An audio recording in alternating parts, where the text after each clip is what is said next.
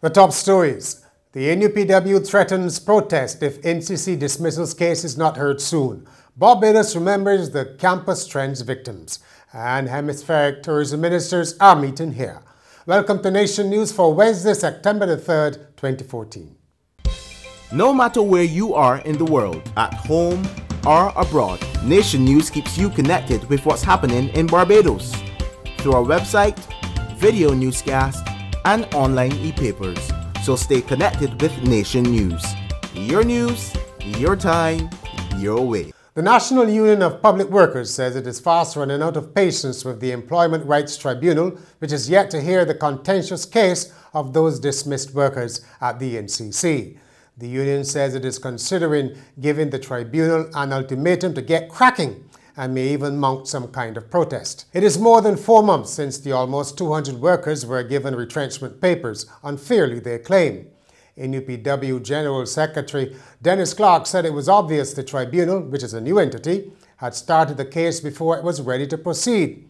Mr. Clark will be retiring at the end of October, and the process to select a replacement is about to begin, according to the union's president, Walter Maloney, who will also call it a day next March.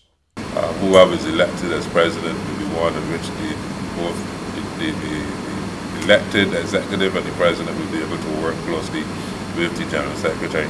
Indeed, over the last 10 years, I've been able to build up a very good relationship with Dennis. We don't always see eye to eye on every issue, of course not. But I think we have been able to respect each other's position. Barbados has slipped 8 places down the global rankings and competitiveness, but still ranks top among independent Caribbean nations surveyed. The latest annual report on global competitiveness by the World Economic Forum puts this country at number 55, down from 47 last year. But that's still well ahead of Jamaica at number 86 and Trinidad and Tobago at 89 among the 144 countries ranked. A commentary on the forum's website notes that the credit crunch is severely hindering the capacity of local businesses to finance their activities or develop innovative projects. But it says that Barbados is still the 4th most competitive economy in Latin America and the Caribbean, behind Chile, Panama, and Costa Rica. On the 4th anniversary of the horrific Campus Trendz fire, which claimed the lives of 6 young women, family and friends gathered in Heroes Square for a memorial function. They stood for a minute's silence to remember the 6, all in their early 20s, and who were either shopping or working in the Tudor Street clothing store when they perished in an arson attack for which one man is serving life sentence for unlawful killing. Political activist David Comingshong of the September the 3rd Foundation urged Barbadians to become more active in putting an end to all forms of violence against women. Do not become or remain invisible. We are here to say to Barbados, this is a serious issue. Use this occasion to reflect on this issue. Let all of us make a conscious decision to be part of a movement to build this community. Green energy advocates want the authorities to triple the amount of power they can sell to lighten power.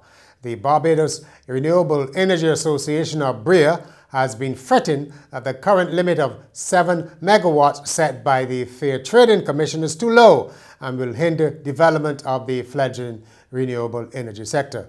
The association believes that the cap should be as high as 20 megawatts, according to spokesman Clyde Griffith, who served as Energy Minister under Tom Adams.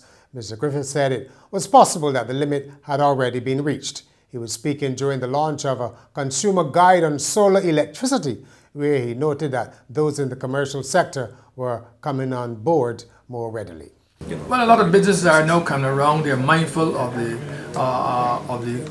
cost of doing business as it relates to electricity usage, and they were slow at first, but now we gather that they're really working hard. And Caribbean LED is one of the success stories. Jim Reed's company, they're one of the success stories doing installations. Williams Industries, they're doing a lot of work in the commercial sector, and indeed in the upper class household sector. That is particularly important to those people who are mindful of what kind of money they're spending on electricity bills.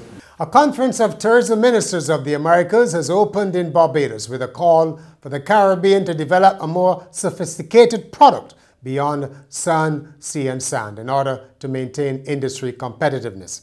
It came from Albert Randin, the deputy head of the Organization of American States at the Inter-American Congress of Ministers of Tourism at the Hilton. He said tourism was among the top 3 income earners in almost half of the 34 OAS member states, and tourism players had to be politically in tune and willing to exercise leadership. And finally, 2 California court judges have been censured by a judicial oversight panel for bringing women into their chambers for sexual encounters.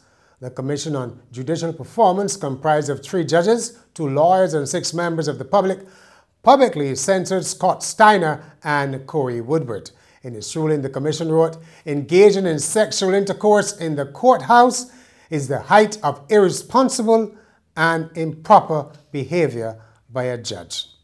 Imagine that.